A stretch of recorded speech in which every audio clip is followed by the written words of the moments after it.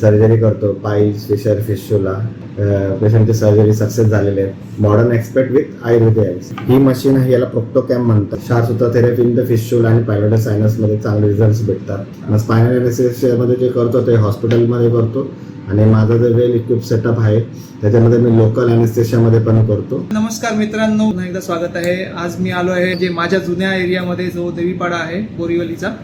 तर माझा लहानपणीचा मित्र जो डॉक्टर झाला आणि त्यांनी आता क्लिनिक सुरू केलं आहे देवीपाड्यामध्येच, म्हणजे गुलमोरचा जो एरिया आहे तिथे. आणि तो खूप छान डॉक्टर आहे, त्याला खूप छान अनुभव आहे या ठिकाणी. म्हणजे आधी ICUचे वगैरे खूप छान अनुभव आहेत आणि आता तो आपल्या सेवेमध्ये देवीपाड्यामध्ये सुद्धा उपलब्ध आहे. तर म्हटलं की इथे येऊया, त्याला शुभेच्छा देऊया आणि त्याच्याकडनं काही त्याचा अनुभव जाणून घेऊया आणि इथे कशा पद्धतीने तो लोकांना ट्रीट करतो तेही जाणून घेऊया. त्याची काय स्पेशालिटी आहे ती जाणून घेऊया. तर आपण आता त्यालाच विचारूया. तर आपल्यासोबत आहेत डॉक्टर श्रीनिवास. तर काय सांगशील मग श्रीनिवास, कसा अनुभव आहे आतापर्यंत? तू म्हणजे तुझी स्टडी कधी झाली, कुठल्या इयरला झाली आणि तुझा कसा एक्सपिरियन्स राहिला आतापर्यंतचा? निर्णय घेतला की या ठिकाणी क्लिनिक सुरू करायचंय आपल्या एरियामध्ये. तर मग याबद्दल थोडं मला जाणून घ्यायचंय की तुझा काय अनुभव आहे. Myself doctor Shrinivas Shankar Iravati. मी माझा BMS नाशिकमध्ये पंचवटीमध्ये माझं कंप्लीट केलं सप्तशृंग आयुर्वेद महाविद्यालयामध्ये. त्याच्यानंतर मी पोस्ट ग्रॅज्युएशन MS इन शल्य सर्जरीमध्ये, जनरल सर्जरीमध्ये माझं पोस्ट ग्रॅज्युएशन 2019मध्ये मी कंप्लीट केलं. तिथून मग मी ॲनोरेक्टल प्रॅक्टिस स्टार्ट केलेली आहे. I will give in anorectal प्रॅक्टिसमध्ये मी सर्जरी करतो. पाईल्स, फिशर, फिशुला याची सर्जरी करतो with modern expert with Ayurvedic. म्हणजे क्षारकर्म, क्षारसूत्र थेरपी इन द फिशुला आणि पायलोटर सायनसमध्ये चांगले रिझल्ट भेटतात. ते मी करतो आणि व्यवस्थित सक्सेसफुली पेशंटची सर्जरी सक्सेस झालेली आहे इन पायलोटर सायनस आणि फिशुलामध्ये विथ क्षारसूत्र टेक्निकने. आणि सम एक्सटेन्स काही पाईल्स आहेत ग्रेड 1, ग्रेड 2, त्याच्यामध्ये सर्जरी करायची म्हणजे जास्त जर पाईल्स नसतं म्हणजे आयुर्वेदिक मेथडमध्ये जसं मेन्शन केलेलं आहे की क्षारकर्म करा, ते सुद्धा मी क्षारकर्म करतो. आणि खूप हायर ग्रेड पाईल्स असतील तर मग म्हणजे पूर्ण हिमोरेक्टोमी करावी लागते. मग ती हिमोरेक्टोमी पण मी करू शकतो. म्हणजे आणि बेसिकली माझं जे सेटअप आहे ते खूप क्रिटिकल असते का जे तू सांगतोयस ते? नाही, मी ते दोन्ही मेथडने करतो. एक तर स्पायनल एनेस्थेशियामध्ये पण करतो. स्पायनल एनेस्थेशियामध्ये जे करतो ते हॉस्पिटलमध्ये करतो आणि माझं जे वेल इक्विप सेटअप आहे त्याच्यामध्ये मी लोकल एनेस्थेशियामध्ये पण करतो. अच्छा. आणि मग तुझा जो आधीचा अनुभव आहे, मला चांगला आठवतंय की तू 36 बेडचा ICU सांभाळायचा. तर तो काही अनुभव तो जरा सांगशील का त्याच्याबद्दल आपल्या ह्या चॅनलवरती?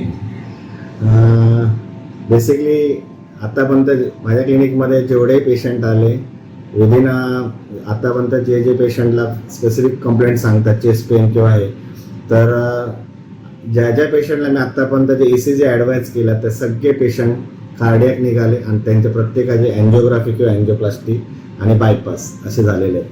तर त्याचा बेनिफिट मी पेशंटला देऊ शकला. अच्छा, म्हणजे तो अनुभव तुझा इथे कामा आलाय की म्हणजे बऱ्याच डॉक्टरांना अजूनही कळत नाही ECG कसं बघायचं, तो तू बघितल्यावरती ॲक्युरेट सांगू शकतो. त्यासाठी मी माझ्या क्लिनिकमध्ये ECG मशीन पण विकत घेतलेली आणि ECG ही काढतो.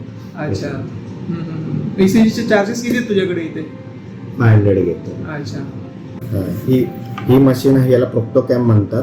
ही मशीनने मी प्रॉपर ॲनोरेक्टल पेशंटला जे एक्झामिनेशन केलं जातं प्रोक्टोस्कोपी, त्याच्या मागे हे लावून त्याचे प्रॉपर एक सोनोग्राफी गायडेड जसं असतं रिपोर्ट पेशंटला व्यवस्थित कळण्यासाठी. म्हणजे हे पाईल्स आहे, हे फिशर आहे, हे फिशुला आहे, एकदम क्लिअर समजतं त्याच्यामध्ये पेशंटला की हे पाईल्स आहे, हे फिशर आणि फिशुला. किंवा पस येत असेल तर तेही एकदम व्यवस्थित दिसतं ना सोनोग्राफी रिपोर्ट. म्हणजे पेशंटला असं काही फसवण्यासारखं काही नाही, प्रॉपर एक रिपोर्ट भेटतं. म्हणजे हा कॅमेरा आहे? हा. अच्छा अच्छा. आणि रिपोर्ट हा जनरेट होतो मोबाईलमध्ये माझ्या, डायरेक्ट ह्याला कनेक्ट असतो मोबाईल. अच्छा. आणि तो रिपोर्ट मी पेशंटला देतो. तर मग हे तर झाले ॲनोरेक्टलचे पेशंट. आणि या व्यतिरिक्त अजून असे कुठले तू क्रिटिकल पेशंट्स हँडल केले जे तू इथे आल्यानंतर हँडल केले? तर मग त्याबद्दल थोडंसं सांग. एकदा इव्हिनिंगला ना पेशंट फिजिओथेरपी करण्यासाठी फिजिओथेरपीकडे गेली होती. इथेच आपल्या बाजूच्या बिल्डिंगमध्ये आहे. तर फिजिओथेरपी करता करताच सिव्हिअर ब्रेथलेस झाली आणि टॅकिपनिया म्हणजे सिव्हिअर हार्ट रेट जास्त असणे आणि ती नॉन केस ऑफ अस्थमॅटिक पेशंट. मग ती पेशंटला डायरेक्ट डॉक्टरने माझ्याकडे घेऊन आले होते.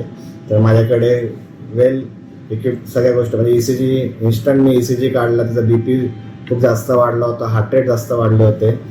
तर मग मी नेब्युलायझेशन देऊन ECG काढल्यामुळे मला माहीत पडलं की तिला हार्ट रिलेटेड प्रॉब्लेम नसून फक्त टॅकीकार्डिया आहे. तर मी manage with only medication, injection फॉर्ममध्ये सगळे इंजेक्शन देऊन नेब्युलायझेशन देऊन तिला मी सेटल केलं होतं. आणि ती पेशंट मला थँक्स बोलली, कारण की तिला दरवेळी असा त्रास झाला की तिला हॉस्पिटलला पळावं लागायचं आणि ते मी इथे क्लिनिकमध्ये व्यवस्थित मॅनेज केलं विदिन 1 hour. अच्छा, म्हणजे तिला जो प्रॉब्लेम असा होता की तिला हॉस्पिटलला गेल्याशिवाय बरा नाही व्हायचा, ते तू इकडे क्लिअर केलं. अच्छा, म्हणजे जो इश्यू असा होता की तिला हॉस्पिटलला गेल्याशिवाय बरं नाही व्हायचं, ते तू इकडेच क्लिअर करून टाक. हो, त्याला हॉस्पिटलची जायची गरजच लागली नाही, व्यवस्थित आम्ही अच्छा. मॅनेज केलं. आणि मला अजून एक तो तू किस्सा सांगितलेला ना, जरा आपल्याला इथे रेकॉर्ड करावं असं वाटतं की जो तुझ्याकडे पेशंट आला होता ज्याला काहीतरी तोंडाची सर्जरी सांगितली होती लोकांनी 2-2 लाख रुपये, आणि ती तू एकदम काही ₹100 करून दिली होतीस. तर तो जरा किस्सा सांग, म्हणजे लोक कशा पद्धतीने चांगल्या डॉक्टरचा गैरफायदा घेतात ना, ते तुम्हाला कळेल. तर आपण श्रीनिवासकडनं जाणून घेऊया ती काय केस होती. पेशंटला ना बक्कल म्युकोजाचे म्हणजे बक्कल एरियामध्ये ना असं ॲप्सेस फॉर्म सारखा झाला होता. लोकांनी त्याला सर्जरीचे काहीतरी 1 lakh to 2 lakhs पर्यंत सर्जरीची कॉस्ट सांगितली होती. तर माझ्याकडे आलेला पेशंट, त्याला मी इन्सिजन घेऊन त्याला सगळं जे ॲप्सेस आपला पस होतं ते सगळं काढून त्याला व्यवस्थित ड्रेसिंग करून त्याला घरी पाठवलं आणि ते व्यवस्थित हील पण झालं. म्हणजे एवढ्या ह्याच्यामध्ये स्वस्त्यामध्ये तू करून दिलं. मग त्याचं काय रिएक्शन होते? तो खूप थँक्स बोलला आणि हॅप्पी होता. पण नंतर आलाच नाही ना भेटायला. पण त्या पेशंटची सर्जरी झाल्यानंतर त्याला फॉलोअपसाठी मी बोलवत होतो. पेशंट आला सुद्धा नाही. माझी फक्त नॉमिनल फीज असते 100 to 200 रुपीज पर्यंत मी घेतो अकॉर्डिंग टू द पेशंट. अच्छा, पण तो आला नाही पेशंट. तर बघितलं म्हणजे 100-200 रुपये, ज्याचे लाखो रुपये वाचलेत, तर 100-200 रुपयासाठी पण काचकूच करतो नंतर. अशा पद्धतीची पण लोक असतात. पण काय, आपला ही जनसेवा आहे डॉक्टरांची. तर एक किस्सा जो होता तो पायलोनिडल सायनसचा होता. तर तो आता जाणून घेऊया आपण श्रीनिवासकडनं.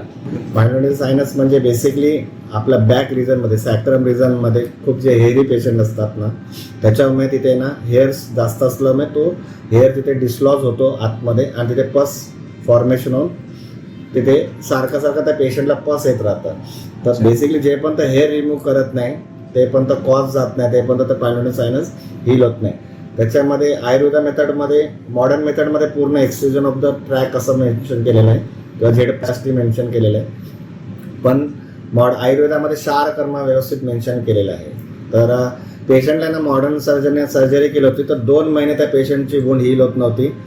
शेवटी डॉक्टर, जो मॉडर्न सर्जन होता, त्याने कंटाळून सांगितलं की तुम्ही एक काम करा, कोणत्या आयुर्वेदिक डॉक्टरकडे जा.